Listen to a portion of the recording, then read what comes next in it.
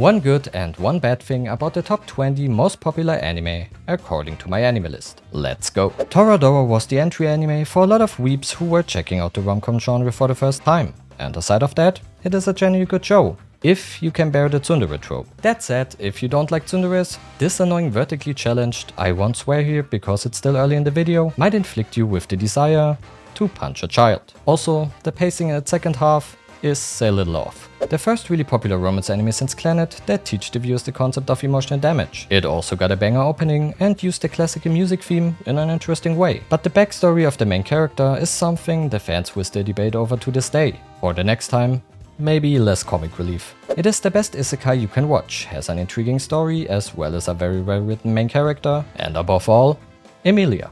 The problems with it though, you will either have to start a light novel or wait until retirement if you wish to ever see its ending, and approximately 50% of the community is illiterate.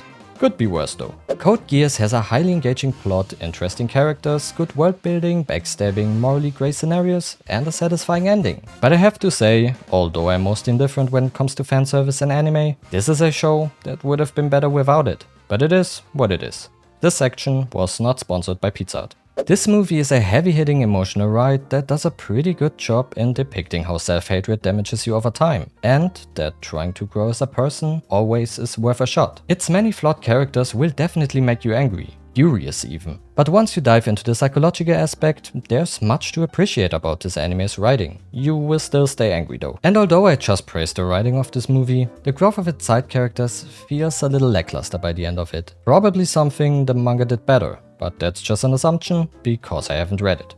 When you watch No Game No Life for the first time, you get thoughts like, yo, I really like that art style. Damn, I'm too low IQ for this. Or, no way he did that with his sister. But watching it for the second time, you realize how just okay it actually is. Wouldn't have happened if there was a freaking second season. When I think about the best world building in fiction, a long epic adventure, the craziest emotional backstories ever written, and the one thing I am so glad I'm able to experience it is One Piece, but not necessarily the anime. It is not all bad, don't get me wrong. The music, voice acting and nowadays even animation are incredible, and the anime clearly outdoes the manga in some moments. When it comes to its pacing though, let's be real, it is kinda ass. Not Ace, that's the donut guy. No, not this one, that one.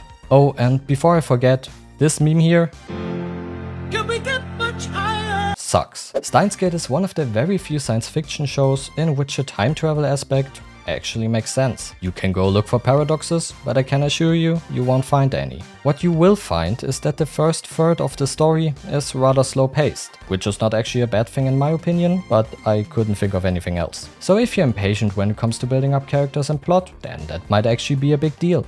When it comes to battle shonen, there's no arguing that this anime has some of the most hyped fighting choreographies out there, and its animation quality might actually bring a tear to your eyes.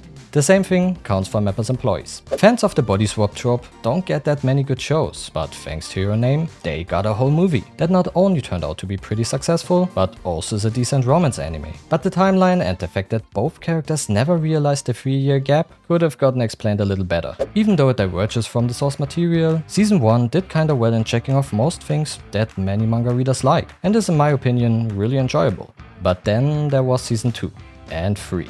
Just read the manga. As a part of the big three, Naruto's huge impact and influence can't be denied. It started bringing the ninja hype to Western anime fans, has some incredibly well-written arcs, and was the reason why thousands of middle schoolers all around the world got bullied for trying those hand signs. But no glory lasts forever. And feel free to fight me on this, but let's be real, that whole Kaguya stuff was a bunch of bullshit. But even before that, the anime started rapidly losing its ninja vibe. Miss Alien and the filler episodes just gave it the rest.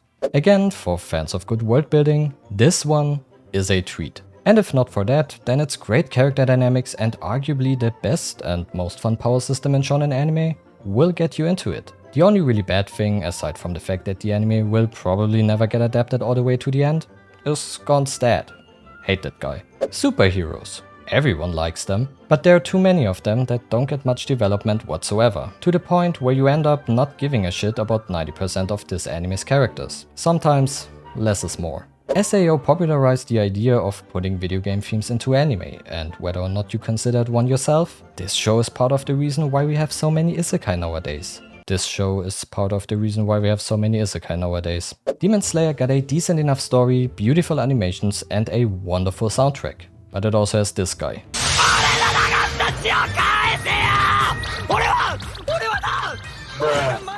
One Punch Man is a great mix of humor and action that managed to make a simple premise extremely hype, while also clenching the first after a more good parody anime.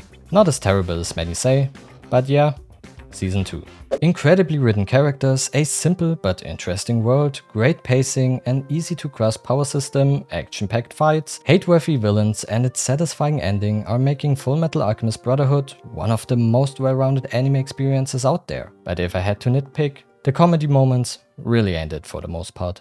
When you watch Death Note for the first time, you're guaranteed to be on the edge of your seat for a good chunk of it. The psychological battle between Light and L is something we haven't seen many other anime doing before, and honestly, also not that many afterwards. But that being said, it has more episodes than it needed in order to be a phenomenal show. The plot after episode 25 got dragged out way too much and added more bad than good to the overall experience. I guess it doesn't really surprise anyone to see this anime on the #1 spot. Attack on Titan just did most of what it did right. It has suspense, an all-in-all well-written story, just the right amount of twists, realistic character motivations, action, epic moments, and an incredible soundtrack. It was able to hold its momentum over the span of 10 years and is for a whole generation of anime fans something that you just had to be there for. But I truly envy everyone who can just binge it for the first time now, because you guys are able to skip half of the second season, which to be honest, was fucking boring. And with that, tell me in the comments with which takes you agree or disagree, and feel free to put your own down there as well. Also hit the like button if you enjoyed the video, subscribe to the channel if you want to see more of my stuff in the future, and have yourself a wonderful day. As always, I hope to see you in the next video, and until then, peace.